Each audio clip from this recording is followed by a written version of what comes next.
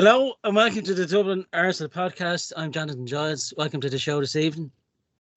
On the show this week, we'll be reviewing our 1-0 away success to Crystal Palace. We'll also be previewing our home Premier League fixture versus Fulham this coming Saturday at 3 p.m. And also we'll be talking transfer chat about the possible outgoings of Sambi Lokonga and Folarin Balogun, which is moving ever closer with 8 days to go before the transfer deadline day window shuts. So sit back and enjoy the show.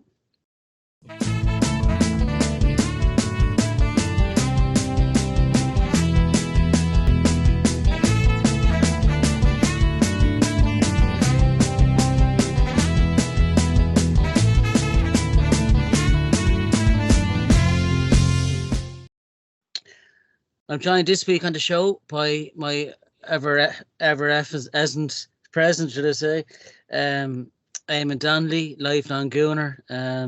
Still looking for Devin Deirdre out there. If you're there, please say hello. How are you, Eamonn? Evening, Jonathan. Evening, Eamonn. One of my neighbours there just got a new Ford Capri there. I had a go of it. Couldn't get to the pitch of it. But it's 75D reg there with the luxury petrol cap there. No, I'm all right. I'm good. I'm good to go and effervescent and ever present. There you go. You know, good to see you, Ian. Did you have something done with your teeth today, Pat? Yeah, unfortunately so. Had to get 4 fillings done. And 4 fillings in one day. Where did you go? Apache Pizza, was it? You're supposed to go to a dentist. I felt like it. 4 fillings, man. I wish the dentist was like Apache Pizza, because at least after a half an hour it's free. I hope you got it done in 40 minutes, or you're really charged then like Domino's Pizza. As you can tell, listeners and viewers, Eamonn's on the Beer Moretti already. So welcome to the show. Good to have you, lads. Good to have you on this week, Ian and Eamonn. On this week's show, as we said, we'll start off, as always, with the review from our latest match, which was in the Premier League on Monday night there. 1-0 away success to Crystal Palace. Another hard-fought win, but those type of 1-0s can win you league titles. And who knows, come the end of the season, you never know. Our only goal was by Martin Odegaard in the second half from a penalty. Eddie Nketiah, who got taken down by St Johnson, I thought had a really good game. Really lively, Eddie, on Monday night in the first half. He had a good shot. He skinned Wackham Anderson, the defender, and hit the far post. He was unlucky not to go in. And then he tried a little dink over Sam Johnson, which he was unlucky as well that it didn't go in. But I thought he looked lively all game. And with Jesus out, he's taking his chance again like he did last season. And I thought he played really well. The ball in for him for that little dink by Declan Rice was superb. Thought Declan Rice had a great game as well. Thomas Partey and Martin Odegaard had good shots tipped over by St Johnson in the second half. I thought for this Tommy Asu red card, the first yellow being for wasting time.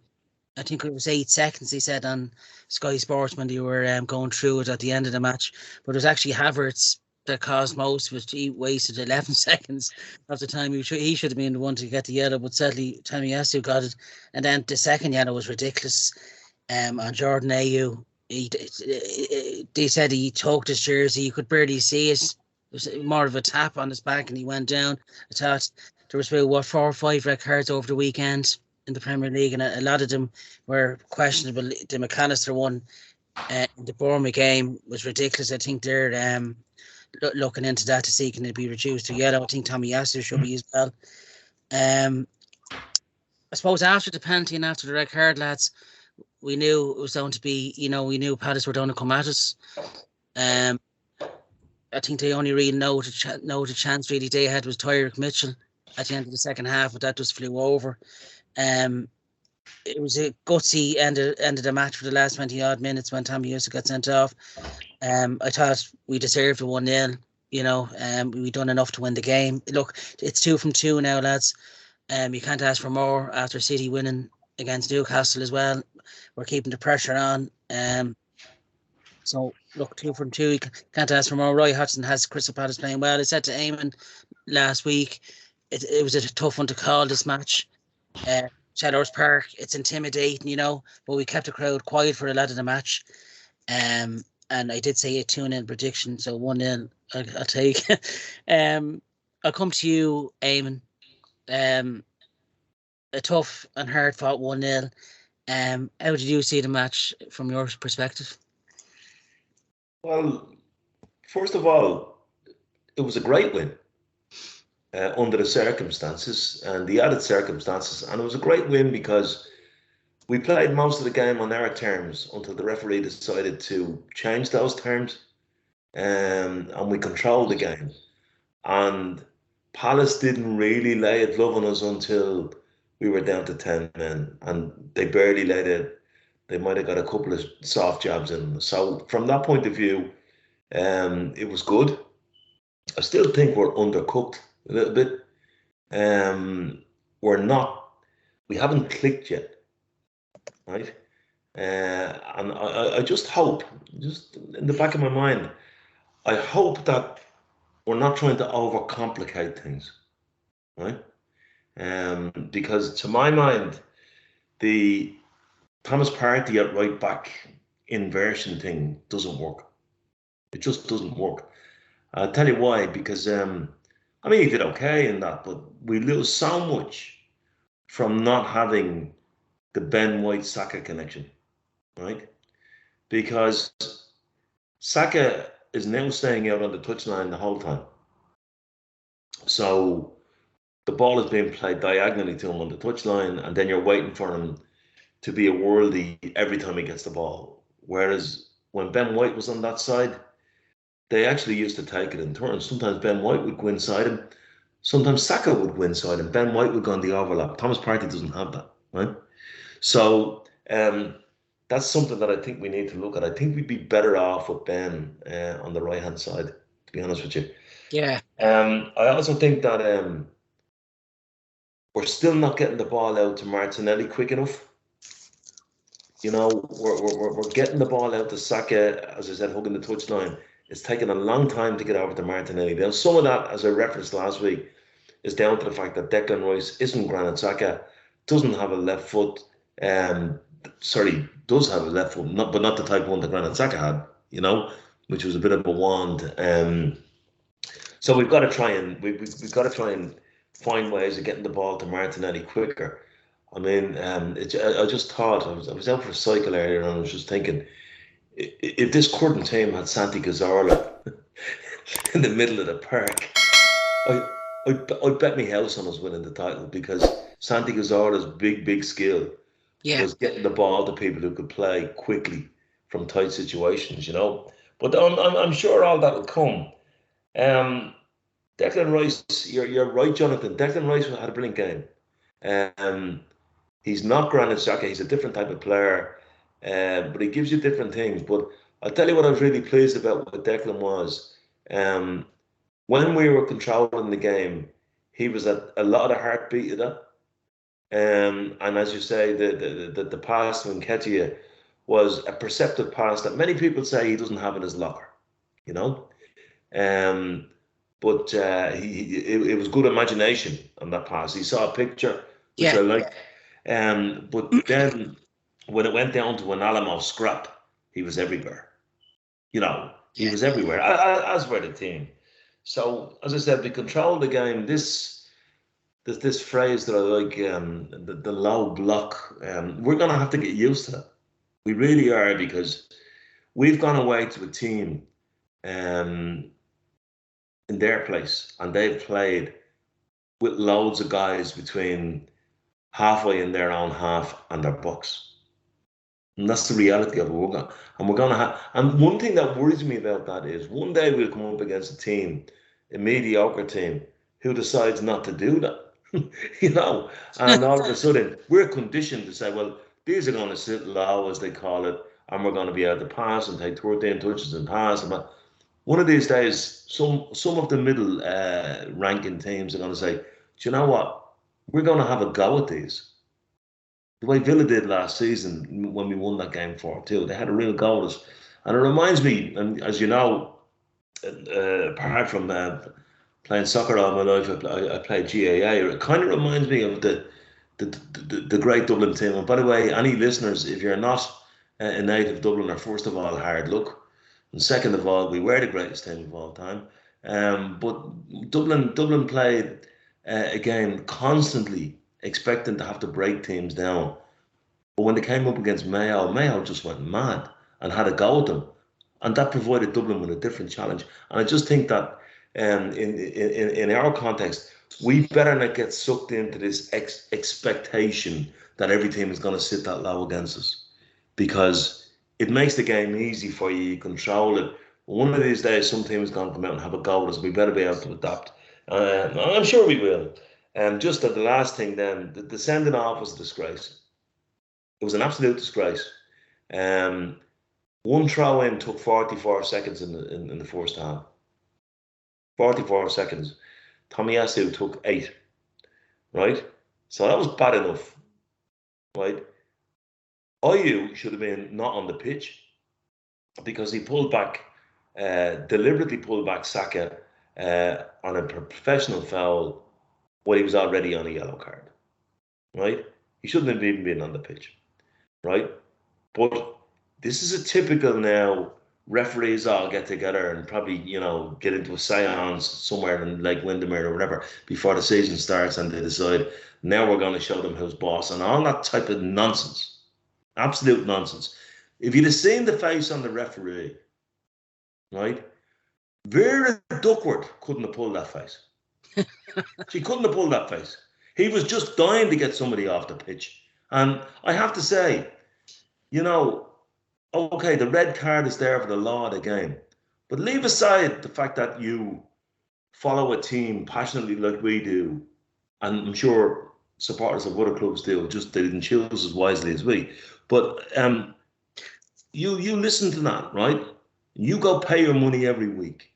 I guarantee you, football fans don't want to see 11v10. It's cheating the fan out of entertainment, right? And that is cheating supporters, because football supporters like to see the team win, of course, but there's much more satisfaction when you win 11v11. It's cheating supporters. Now, granted, if somebody goes in high over the ball and blah, blah, blah, blah, blah, and all of that, it's a red card, fine. It can't be a red card for what Tomiyasu did. I'm sorry. I had 2 friends in Manchester watching it, right? And straight away they rang me. One of them said, Ken, he's giving them a second yellow. I know, it's so frustrating, Deirdre. So, it was very frustrating. But I have to say, it pisses me off, the little bits of stipulations and rule. McAllister's red card was rescinded, and rightly so. Because anybody who's played the game at any level would see, was he high? Yes. Was he late, like this show? Yes. But what he did was, he removed the force from the tackle at the last second, because he knew he was late. He's not a dirty player, McAllister, as well. Yeah. Well, whether he is or he isn't. They said that about Ryan Shawcross. Be Jesus. I mean, he's speeded up going into Aaron Ramsey. Oh, he's not that type of player. Well, what type of player is he? Jack the Hackman Pity. I mean, what I'm saying to you is that you see McAllister apologising at times. McAllister knew he was high and knew he was late, but you can see, knowing that. It's just, Eamonn, it's bad refereeing. It's bad refereeing. Well, VAR had a look at that, the McAllister one, and confirmed it. I as soon as I saw it on the slow-mo, I said, he's actually removed the force from that tackle. That's a yellow card, right? But Tomiyasu, I'm not even sure the second one was a foul. Wasn't a foul. Because he was on the way down before he even went near him, yeah? Absolutely. But look, you've got to be satisfied. I'm not getting too head up with the keeper. Before we move on, Ian, before I come to yourself, what did you make of Eddie Nketiah, Eamonn? Were you happy with his performance? I'll tell you about Eddie Nketiah. Yeah. First of all, he had 2 golden chances, right? The first one he made completely for himself, with a brilliant turn and spin. And he's added that to his game. I've seen him do that a few times, right? Yeah. And he was unlucky that he was falling over as he hit it with his left foot and hit the post. The second one, I think he changed his mind. I think he changed his mind. I think he was going to go across the goalkeeper and then thought, I can't get across him. Adjusted his feet to just try and lift it. But because he left it too late to make that decision, he lifted it too high. So, you know, I think he should have scored the second one. But then he won us the penalty. He was lively. He was alert. He was aware. I like Eddie. But I think his finishing... I think there's more finishing in him than he's shown us so far this season. I think there are, you know... but look... His intelligence for the penalty as well, to run into that space was good, wasn't it? You know, it was clever. Yeah. How many times have teams done that to us, you know? I mean, it was a needless penalty. The goalkeeper takes his hands back there. There's no penalty. You know, the goalkeeper was stupid. Right? But look... Your man of the match, Eamonn? Man of the match? Tough one, yeah. Man of the match, tough one, yeah. I'd probably say Declan Rice, you know? Yeah, I would have edged towards that myself, yeah. Yeah, he's good, yeah. He's had a good side of 2 games in the Premier League for us, yeah. Yeah, he's a very confident lad, even in the post-match interview as well, yeah.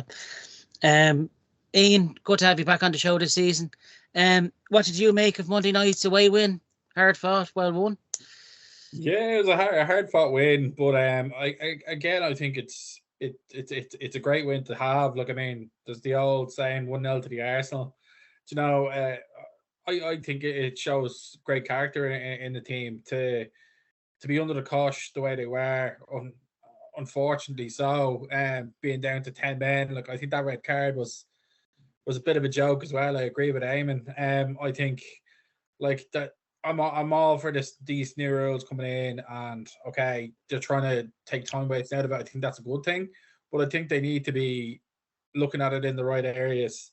Where, like, if you're going to add all this time on at the end anyway, why is there a need to give yellow cards for time wasting? You're going to add it on anyway. It's just a ridiculous kind of way to be giving yellow cards that, as we've seen, ends up causing like controversy where you get a second yellow for something absolutely stupid, and then it's a red card. And then the problem with this, which is another thing, I think, if they're going to be doing this, one or two things either has to happen. Stop giving a yellow card for time wasting, because you're going to add the time on at the end, or secondly, you have VAR, fucking use it. Do you know, that kind of way, in the sense that, right, you can use VAR for a red card, you should be able to use VAR for a second yellow. That if they look at a second yellow and say, is that deemed a second yellow offence, should this player be off, or is the ref kind of being over dramatic about it and wanting to try to get this player off, and put it up to discussion? Because in that case, if that had been looked at VAR, I'd be very surprised if VAR turned around and say, you know what, that's definitely deemed the second yellow. They'd say he was hardly touched, and the game moves on, and it's not the hard game that it has to be. Do you know? Plus the suspension, Ian. Plus the suspension, exactly as well. Like, look, we were lucky that we had the strength in the side to get through it. Like, if that could have easily cost us points, but getting onto the game itself, I think we were controlling the game very much with 11 players. I think we had to come against a team that just wanted to put 10 men behind the ball, and you kind of knew that was going to happen. Especially, look, it's never easy to play Crystal Palace anytime, but when you're playing them on a Monday night, you know all the results that have happened during the week, and you know what you have to do. There's probably a little bit of added pressure there as well. Partey being played at right back, I get it, but I don't think it worked. Like, I mean, I always feel when Partey is put in a defensive role, like, it takes away from our midfield. I don't think we have that kind of fluidity. And I think it takes Saka out of the game then at the same time. And I think Saka, like, it's unfortunate for Saka then, because when you take Saka, you're losing 2 players from the one position that you're putting Partey in, because you're losing Partey in the midfield, you're pushing Saka out, and you could see we were missing that bit of attack up front. Don't get me wrong. I think Nketiah did have a good game. He had his chances. I think there's one particular chance that I feel he could have done better. Maybe I'm being harsh. Is when Rice passed that ball into him. He shouldn't have really chipped it. I think he should have just took it first time. But look, again, I haven't played football at like in any sort of high level. I'm just a fan. I'll be honest. I don't know necessarily if that's a chance that he could have done better. I feel he had time, but look, the way I look at it is, I think whatever way you look at it, is that it's a good win. It showed that they can be under the cosh and keep their heads. I think a lot of the time we've seen in the kind of closing games against Southampton and West Ham where we needed to just keep a slender win, keep a slender lead, and get it to the end. And we just kind of started doing silly business where we were taking 1-2 pass too much or trying to go for a second goal when it's not needed. So I think they're showing there that there's a little bit more of a backbone about them. I think they have their heads together. I do have to give credit to Arteta as well. I think the substitutions he made near the end made a lot of sense. I think when the likes of like Jorginho came on and Zinchenko, I think that gave that we managed to hold the ball a lot more. I felt it coming into like the last 5-6 minutes. I think we just managed to just keep it calm, keep it relaxed. Don't need to be doing anything crazy. Keep the passes rolling, wind down the clock. And I think I have to give him credit for that because we were starting to give them chances until they came on. And I think as soon as they came on, the chances just were few and far between. But yeah, no, look, I think run of the match, I kind of agree with yourselves. I think Declan Rice, I think you could potentially have given it to Odegaard as well. I think Odegaard had a really good game as well. But I think Rice, just for the passes, the running back, the commitment, I think he was outstanding. So for I've asked Eamonn this last week as well, Ian. In terms of our new signings, I know Jordan Timber had a fairly decent start in the first half against Forest, but sadly that knee injury here in the second half we'll cut that for, well, hopefully not all of the season, but for a couple of months anyway, were you happy with the performance of Kai Havertz against Palace on Monday night? I think he gets a bad rep. Like, I mean, like he needs to try and find the position that he's comfortable in, and like they're all like, I think Eamonn kind of mentioned it. None of the players have gelled yet. It's hard to kind of pick on Havertz being, oh, this is the one player that's causing the team not to gel. It's going to take time. You know, he's in a different system than he would have been in Chelsea, and the way I look at it is like you have to take it game by game. You know, you can't be looking too far into how's he gonna do in the likes of against City or Man United or whatever. You just take it game by game. I think I've learned that lesson from last season. You can't you can't be thinking too far ahead. Yeah, right. You have to just deal with what's in front of you. And I think, in fairness, we've 2 wins out of 2. I think he has dealt with what's in front of him. Where do you see him, Ian? Where do you see his ideal position for Arsenal? Do you think it's a striker or in behind? I'd play him more or less like play him into where Partey was, even, you know, on the Monday night. If he has to be, don't move Partey. Like, Havertz is good at being that kind of defensive midfielder. I think Partey is good at just having him in the middle, being able to ping balls. Maybe I'm wrong, but I definitely don't think Havertz should be anywhere near up front. Like, I don't think that's his position to play. It's like more into the middle or into the defensive, I feel. But look, we've only seen 2 games of him. It's really hard to make a decision where he's going to be. Yeah. But I think, like, it's hard to say. But going off the last 2 games, he does look to be a little bit out of his depth in the position that he's in. But I don't know. Like, we'll have to see. I think a big test of where we are would be against Man United in 2 weeks' time. I think, like, that will see, right, where's the click, where's their gaps, what's not working. Do you know?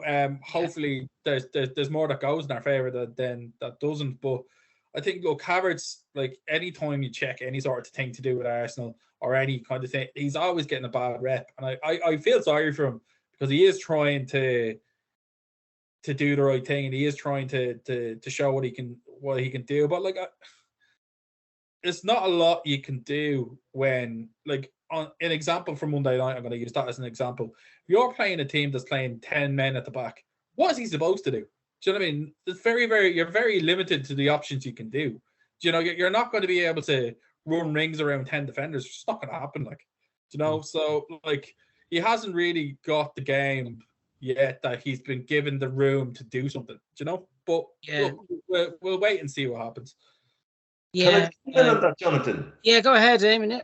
Yeah, you see, I don't know where all this bad rep for Havertz is coming on. That's more this noise that I tend to ignore because it's people with their opinions. And as I said before on this show, opinions are like arseholes. Everybody has one, right? Yeah. Okay.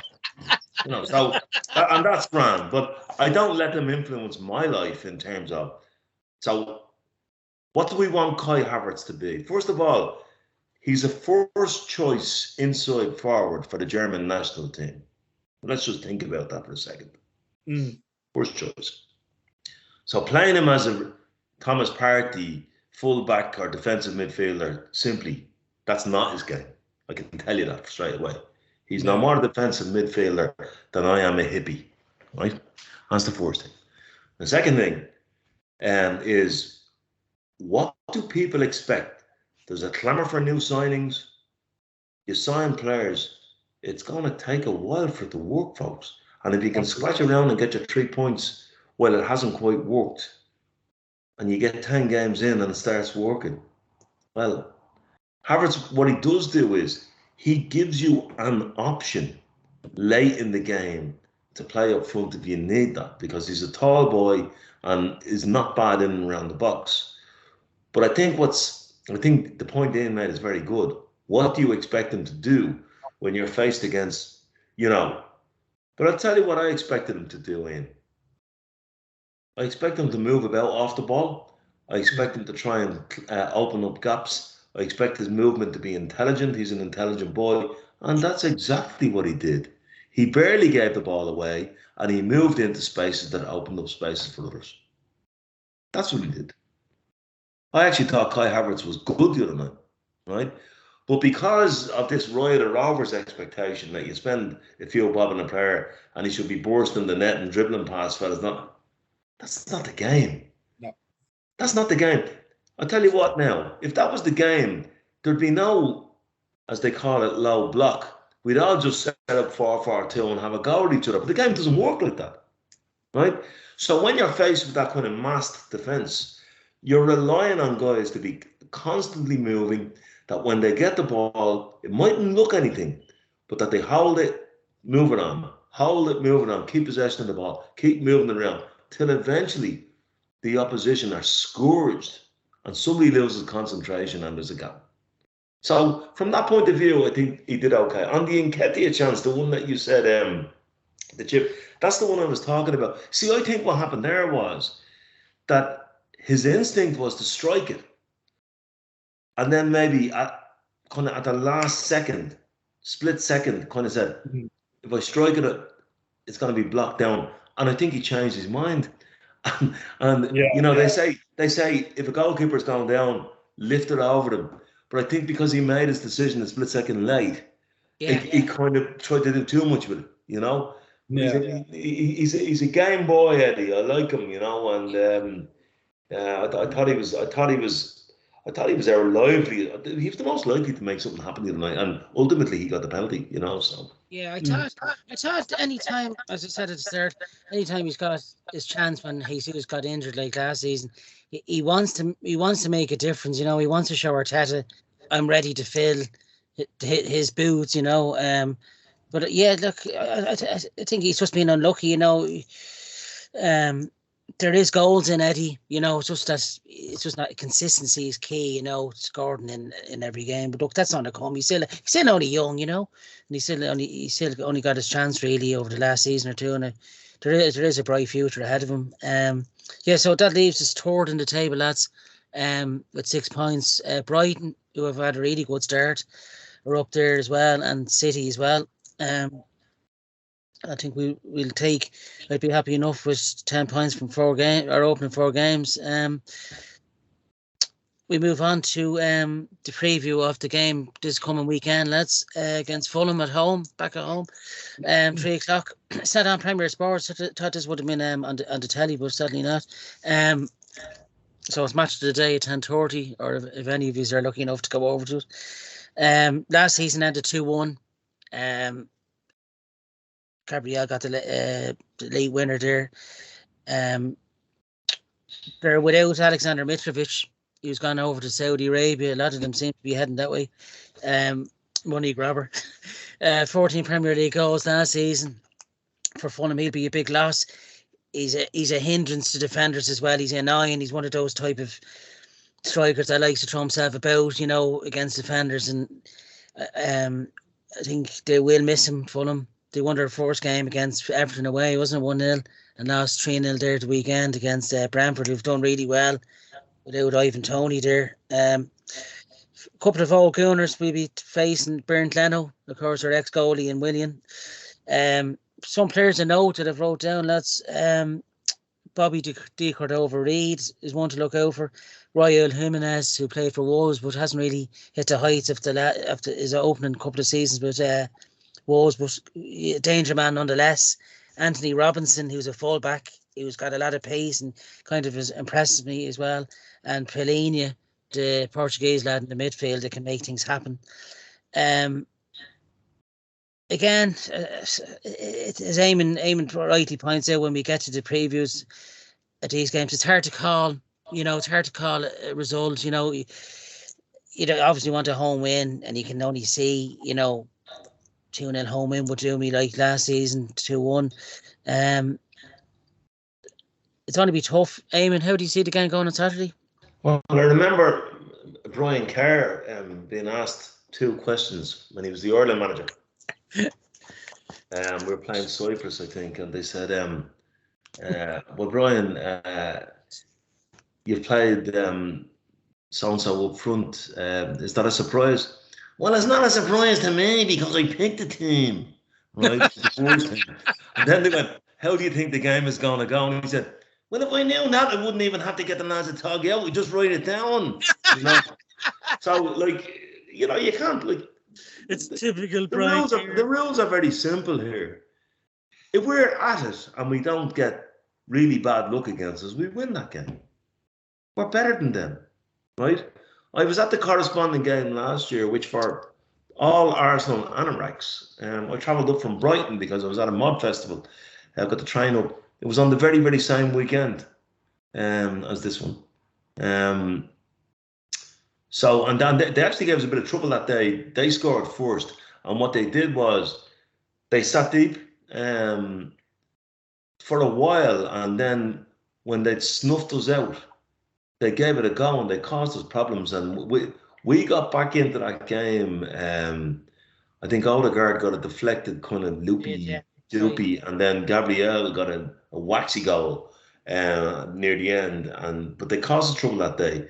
But look, the rule of thumb here is you win most of those games unless something conspires against you and you don't get the luck. So we should be beating Fulham at home. And that's not kind of being complacent or anything like that, but we've got to be beating Fulham at home, So I would expect that we would. But again, as I referenced Paul Gascoigne on this show before, I don't make predictions and I never will, Yeah, it's tough to call him, but you'd assume we'd win at home, Ian, this is going to be, every game, I suppose, you have to take each game as it comes and on its merit. How do you see the game at home against Fulham Saturday going yourself? Look, I think it's probably going to be quite a similar game to Monday. I think Fulham are going to obviously see that caused us a lot of trouble, and I feel that they're going to set up quite similar enough. I think Arsenal, we just need to be wise, because I think we're going to see plenty more of this ridiculous yellow card shenanigans in most games, I think we're gonna they're gonna target players. I feel all teams. I'm not even just saying ourselves and that, but I think we're just gonna have to be very quick when it comes to throw-ins and just not have any sort of ways to try pick up these yellow cards, because the thing about it is it's all right. You say, okay, you pick up a yellow or whatever, but it's when you have those yellows, as we've seen with Tommy Yasu, players will dive. They will dive. They will try and make it their mission to get that player sent off, and we don't want it to get into that kind of game where, I feel, hopefully, look, in an ideal situation, we score early on. We score in the first 10, 15 minutes. Fulham have to then come out and attack us, and hopefully we close the game out early and we have a nice, easy going game. That's what you want. Football is football. It doesn't always go that way. Just at the end of the day, win the game. It doesn't matter how you win it. If it goes off your backside, your head, it doesn't matter what way it goes in. Once you win the game, I suppose that's the most important. I definitely think do not start Partey in right back again. He has to be in the midfield. Other than that, I don't think I'd change much in the starting 11. Just to move him away from that position that he was in. But no, look, I think I'm not really going to make a score prediction. I think if everything goes right, we win it comfortably. If we get unlucky like we did on Monday with the refs and decisions going against us, it could be a tight, iffy game. But look, we'll have to see what comes. But you just take each thing as it comes, I suppose. There's not really much you can say else other than that. But I do fancy us to win. We are better than them, as Eamonn said. There's no excuse not to be getting 3 points there. If we're doing everything correctly, So it's been. Sorry, John. I think as well, sorry, that's before bring in, sorry, Eamonn. I think the first 3 games that we've had, Forest, Palace, and Fulham, it's been a nice 3 games just to settle yourself into the season, and to get 3 from 3. I think as Arsenal fans, with the injury to Jesus and obviously Timber now as well, I think we'd all be happy just to get 3 from 3, wouldn't we? Out of them 3 games. Absolutely. Look, every 3 points in a Premier League game is precious. Every 3 points. Yeah. But what I'd say, the point I was going to make there, sorry, for trying to go ahead. I didn't realise you were coming in. But was that this could be one of these games where, imagine if Fulham were to say, do you know what, we'll go mad. We'll come out and attack these. The question I was raising earlier, we're so used to playing teams that just sit deep.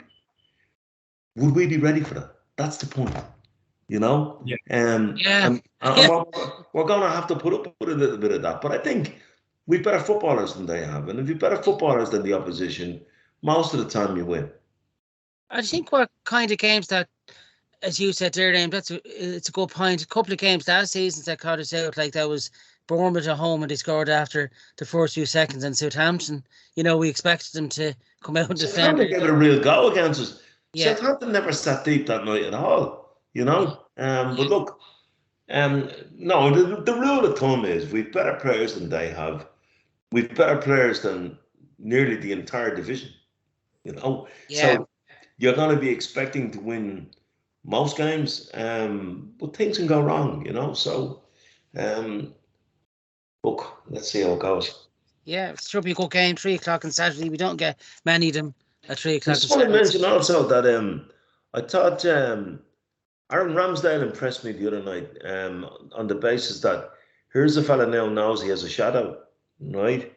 And rather than kind of get weak at the knees, he looked calm and assured. I was pleased for the boy, Yeah, it's nice for him to get a clean sheet as well. Yeah, the other night, solid. And looking at Ray in the training sessions of last week on the Arsenal player and in the warm-up Monday, he's itching to get in as well, and he's going to make sure that he's going to be pushing Ramsdale every match day, to be... Yeah, but that's the point. The point I'm making is that could have had an effect on Ramsdale where he might have got jittery, but he looked anything but jittery the other night. That was the point, It's to be honest, I know we've mentioned this last week.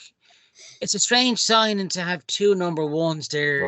No, you wonder what the thinking is there. One of them has to go. you know, by the end of the season, because you can't have two number ones sitting on the bench just to be happy. You know, do you agree with that? You know, can you see? To be honest, like I disagree with that, and I'll tell you why. Like, I mean, look at it realistically. What do you want? You want your players to be fighting for their positions. If it's the type of case where you start doing that, players are going to get players being complacent. Then they're going to be like, oh well, look, there's no one there behind me. If I have a bad game, there's no one there to replace me. I'd rather have 2 or 3 players there that can replace someone that they know going into that game. You need to bring your A game, or someone else is going to replace you, because that's where you're bringing in or strengthen a player and bring out the best in them, because they know that they have to come and have no complacency, go in there and play the best game that they can play.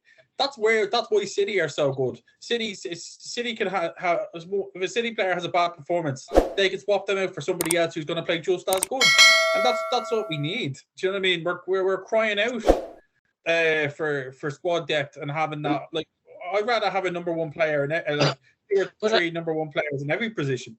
Do you know? I liked Arteta's comment on Friday, Ian, as well, in the press post, you know, in the build up to the game on Monday. He says there is no number one, you know, where he gave the hint to the players, you'll be fighting for your position every week, you know. And yeah, it's a refreshing to hear that from a manager, you know. So, but listen, we had Szczesny and Fabianski at the same time, both of whom were Polish international goalkeepers, and fighting the Polish jersey out. We had Petr Cech and Ospina at the same time, you know. So, like, well, there's no reason why just because it's goalkeeper that your place should be safe. You know, if Ben White's place isn't safe, Ben White, who was the best attitude I've seen in a long time in a footballer, right? Declan Rice is in the same bracket in terms of attitude, right? Ben White's place is not safe. He has to go and earn it. What's wrong with that? You know? Yeah, it's healthy. You know, it's healthy for a competitive squad. Yeah. We move on to some. The saying goes. Sorry, John, to cross you there. The saying goes: you play for the badge, not the name on the back of the jersey. Do you know? Like, so it doesn't matter. It doesn't matter who you have there. If they're willing to put the work in and they're doing all the right things, it doesn't matter who you have on the pitch. Yeah. It's you earn it, don't you? You earn to wear the jersey. Yeah, and no, yeah. Look, it's great that we have 2 players for nearly every position now. You know, we've a strong bench now at last as well. I heard you were the number 3, Jonathan. I did see scouts out that day, Eamonn, in the Emirates Stadium. I'll tell you what, you've experienced the pitch, you know? You've got home game experience, Jonathan. You know. Yeah, I smelt the Emirates turf. I knew there was a place for me. out of the ground, well away from yeah. He's the only fella ever to let in a goal when the goals were actually smaller than him. And this is why Eamonn will never feature on the show like this. He knows how to bring down the tone of the show as just as it was going well. Every cloud is a silver lining. Every silver lining has a cloud. Eh? I have to say, Eamonn, no more Beer Moretti before or after this. Well, I think you'll find that the night before that tournament that we've referenced at the Emirates Stadium, I went to bed at a reasonable hour, but I think some of the kind of nocturnal activities of the rest of the team weren't as committed to the cause, Jonathan. Now, I know you probably got swept along in a wave of enthusiasm and all of that, but your preparation wasn't great for that tournament, as I recall. Preparation H. Look, we featured, and that's all I say. No, yeah, we didn't get the call up that we wanted, but look, we were spotted for good or bad. Yeah, we move on to some transfer chat. Reading there, this week Albert Sambi Lukonga could be a possibility for Brighton. It's come out now because they missed out on a target that they were looking at, and Thunder and Balogun Monaco have been in for him now the last couple of weeks. Yourself, Eamonn, Do you see that those two leaving? Well, there's only 8 days to go now, so we really need to speed it up, don't we? Well, no. We need to let them go within 8 days. Well, I'm not being funny. Like, you know, it's all about your negotiating position. Yeah. You know, are we desperate to sell Sambi Lokonga? We probably are. Brighton know that. Yeah. They know that if we look for, I think we paid something like, what, 17, 18 million for him or something like that. We might look for something similar back and they might say, well, we'll give you 12 and all of that. So that might go to the wire. But he's going to go. And as for Balogun, we hold the key to that negotiation at the moment. But that's one of the ones that the closer it comes to the dead, clubs know we need money. We need money in, you know. Yeah. And they know that he's somebody that we see the best chunk of 50 million coming in for. So they're going to try and beat us down. Monaco don't have 50 million, you know. I don't think so. What's that? Can you see Kieran Tierney leaving, or do you think he'd stay with Kieran Tierney won't be there. Gone. Yeah. Won't be there. He's sad loss, yeah. I like him as, yeah. We covered that last week. He's a great lad, great attitude. I saw a name in Donnelly in that position. Hard as nails. Well, you know, Tierney will be remembered very, very, very fondly by all Arsenal fans, with very few exceptions, because of his commitment and his attitude and his ability. It just doesn't fit what we're trying to do at the minute. And if we can pull the 30 million that we paid from back, that's what's going to happen. You know, he won't be there. Tierney won't be there. Balogun won't be there. Sambi Lokonga won't be there. Yeah. Ian, who do you think yourself realistically won't be there come 8 days' time? Who do you... Yeah, pretty much agree with all the players Eamonn mentioned. I think we have to kind of get rid of Tierney and get the money for him. I think we're not going to get the 50 million that we're looking for Balogun. I don't think we're going to get that. I think we're probably going to have to settle somewhere in the middle, probably around 40, 45 million.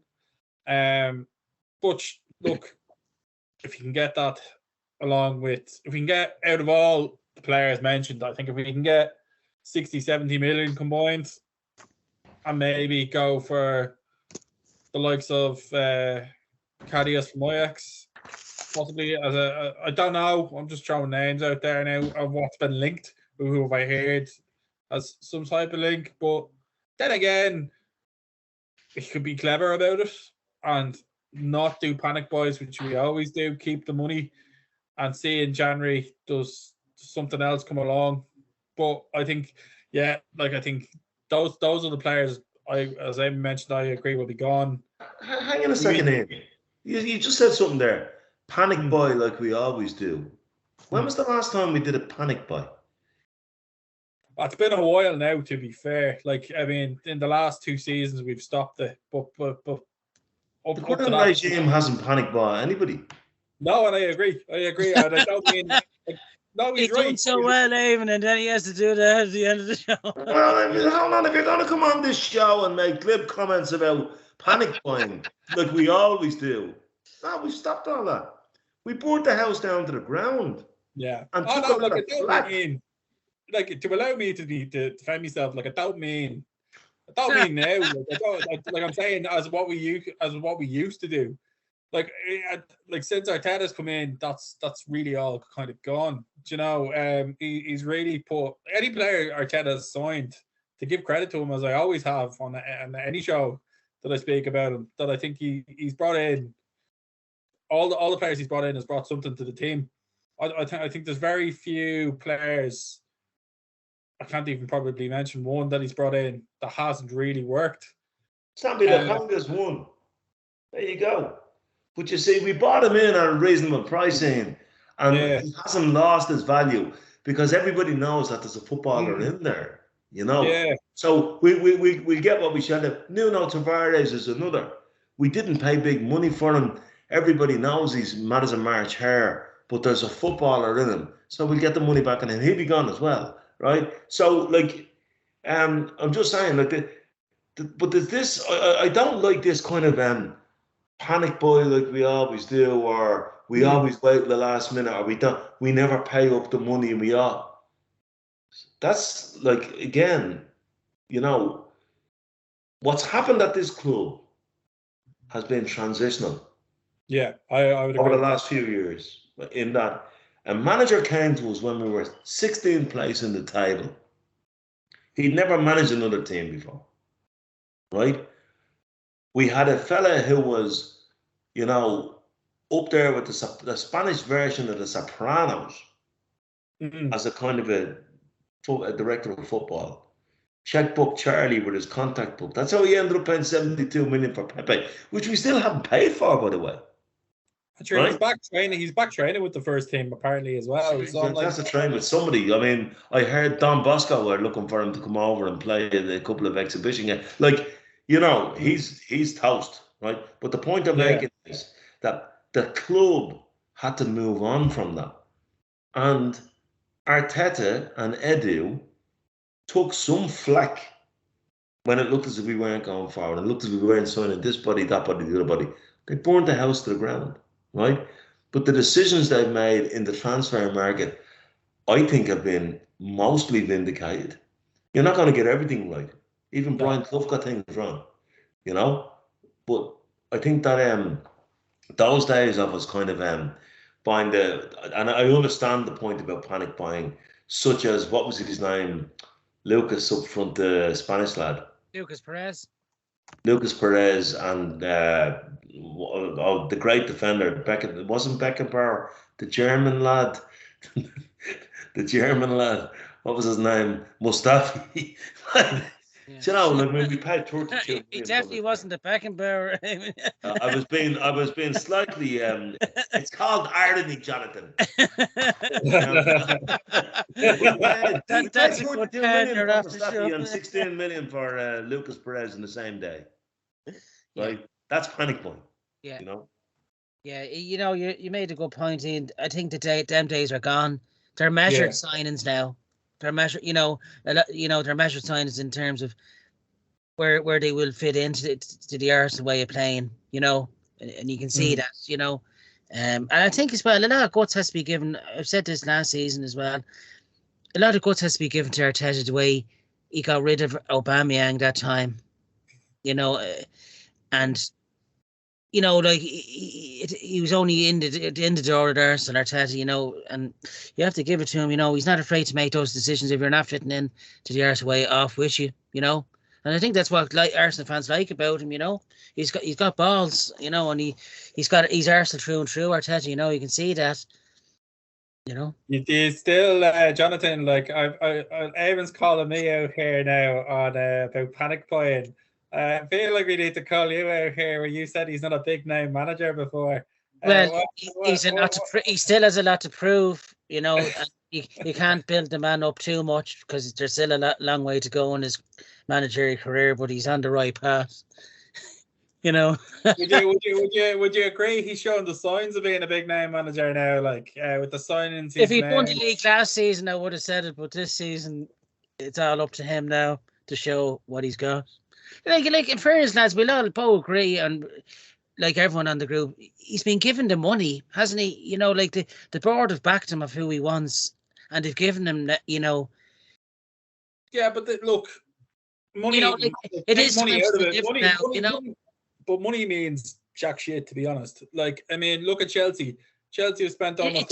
It does, Ian, but I mean, you still need that money to buy the players you want. And it is an overhyped market, but they have, like, the Declan Rice signing definitely is a signing of intent that we're there to stay now up in the top, and that's. Yeah, no, I suppose, but what, like, I mean, when we say he's been given money, it doesn't matter. Like, it comes into the way you're playing football. Okay, look, everyone wants to win trophies, all right? That's exactly what you want as a fan. You want to see your team playing winning trophies, but at the same time, I'd rather us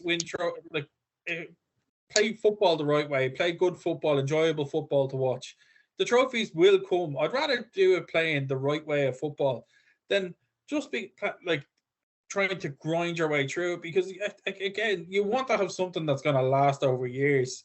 If you're just trying to claw your way through it, there's no stability there, I feel.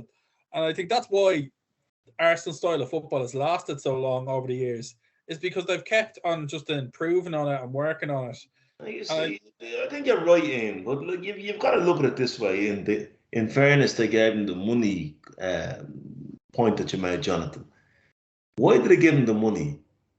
Because they believe they have a coach and a sporting director that can continue to take us forward. That's why they gave him the money. These boys are investors. These are not two mugs you get down and done stars like as you're looking for the few new tea towels. Right? These guys are sports company investors. Yeah. And the reason why they're giving them the money is he had to do it without money at first. But how long will they wait, Eamon? Are they willing to wait? You know. How the hell would I know? Well, you're the key pundit here. No, the point of it is, I want your opinion. Well, I mean, they were very patient with Arsene Wenger, so they're not hatchet men. But I tell you what they are. They've turned the club around. They've started listening to people. They've turned the club around, and they've backed it up with the money. But we're still not we're still not throwing stupid money around. I mean, how? And let's not get into the debates about other clubs, because I mean, I think we've talked around it. But how Chelsea aren't financial fair play, I mean, is just. I mean, Newcastle have been cited on financial fair play, and they've only spent a quarter of what Chelsea have, you know. But we've done it. But we do need to. People need to understand. You know, we still need to pay for Pepe, which was a 5-year payment deal, and all of that type of stuff. I don't think we'll sign anybody else before the window closes. I think we've done our spending. I think it's all about getting a bit of recruitment back. And if the season was going a particular way in January, maybe look at what you might need at that time. You know, so that's the way I see it. You know. Yeah, next week our show will be next Tuesday. Sorry? There's one player I think we will sign. Can't pronounce his name, but there's some Brazilian lad is meant to be. Oh, that's from Romania. Yeah. I'd say he might come in, but that'd be about it. Yeah, but he's only 8 million quid, like in terms of Gremio. That's where he's signing from. Yeah. I think that deal is probably done in, you know. I think so, yeah. Look, any more signings will be a big help to the squad, and hopefully we get a bit more business done before the transfer window next week. As our show is next Tuesday, we hope to bring you news of any more outgoings from Arsenal. It seems to be going to be a lot more outgoings than probably incomings at this stage. Been a good show so far, lads. Is there anything else you'd like mentioned about the Arsenal Supporters Club, Eamon, or anything?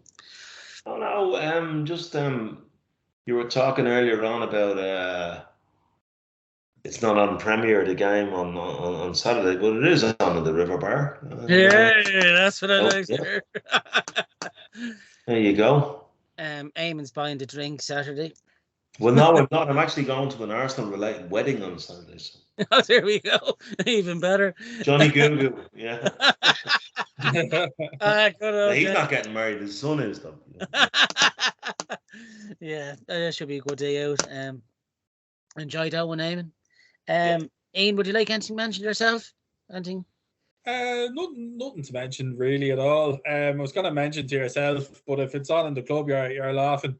That I can send some links into the WhatsApp group of different channels that the match will be on, because I get sent it every week because I have the box at home that has all the different channels that's on it. But no, other than that, I think we just plenty of football to look forward to, and hopefully Arsenal win. Yeah, it's a good way to end the show, I think. Here to the Arsenal. as always, you can catch our show on the Dublin Arsenal YouTube channel. Thanks to Martin for editing and putting it up every week. Spotify, Twitter, Instagram, TikTok, and Facebook. As always, you can catch all there.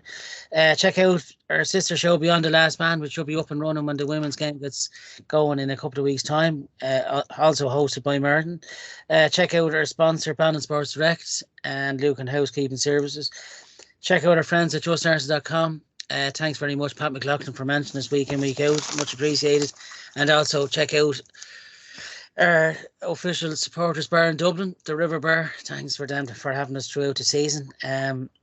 Thanks to my guests this week, Eamonn Donnelly and Ian Gunnery. Really good show. Thanks for joining me, lads. We'll be back next Tuesday. Thanks, So Jonathan. game Saturday. And have a good week, lads. Thanks for listening. Cheers, lads. Bye.